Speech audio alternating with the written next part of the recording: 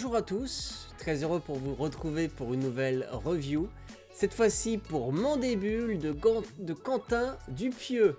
Jean-Gab et Manu, deux amis simples d'esprit, trouvent une mouche géante coincée dans le coffre d'une voiture et se mettent en tête de la dresser pour gagner de l'argent avec. C'est avec les deux compères du Palmachot, David Marseille et Grégoire Ludic.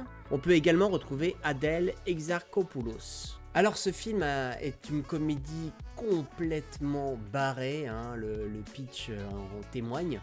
Donc cette histoire de deux abrutis, un petit peu comme un univers à la Las Vegas Parano ou à la Dumb and Dumber avec Jim Carrey. C'est un road trip hein, parce que en fait ils partent d'une aventure et il se passe ça, puis ça, puis ça, puis ça.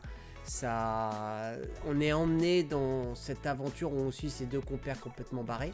Sans donner mon avis, je vais d'abord y aller point par point pour exprimer un petit peu sur chaque point les côtés positifs, les côtés négatifs. Tout d'abord, je vais parler de la réalisation de Quentin Dupieux. C'est une réalisation, on va dire, assez simple. Il n'y a pas de plan hyper surprenant.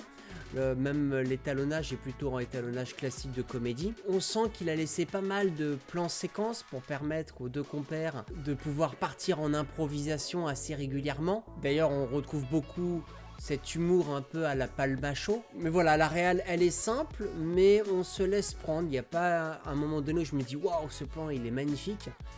On n'est pas vraiment dans cet esprit-là, on est vraiment plus dans un esprit comédie où on va suivre ces deux compères à travers les aventures. La qualité plus de la mise en scène est plus basée par ce côté plan-séquence où on sent qu'il s'est plus amusé sur la direction d'acteurs. Également, il y a un côté scénographique qui est très poussé et que j'aime beaucoup pour le coup, cette scénographie. Que ce soit le choix des costumes, que ce soit l'esthétique avec la caravane, avec l'ambiance qu'il y a autour, des petits choix un peu artistiques dans le choix des acteurs ou autres, où on sent un côté très typé, des personnages complètement particuliers. Et ça, je trouve que du coup, ça crée une ambiance et un univers très fort et très marqué. Donc, c'est pas marqué d'un point de vue esthétique, étalonnage, choix des plans ou autre. C'est plus marqué d'un point de vue ambiance et d'un point de vue univers.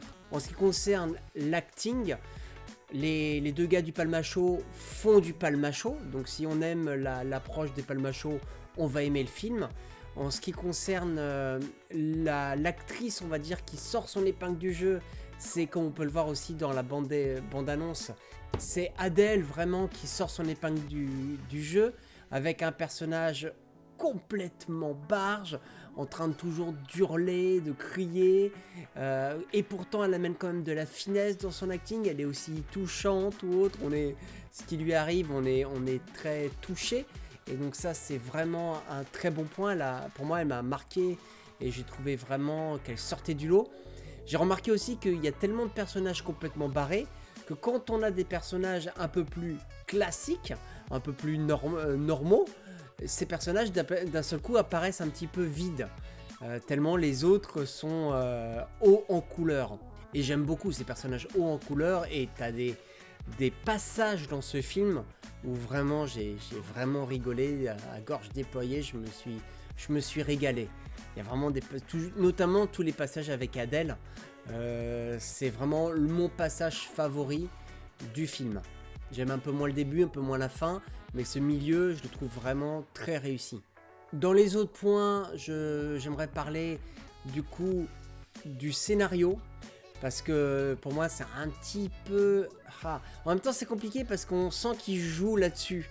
Il est un peu faible le scénario, des fois c'est des rebondissements tellement faciles que ça en devient presque décevant. Exemple, le côté il faut que tu trouves un chien, il ouvre la porte, il trouve un chien.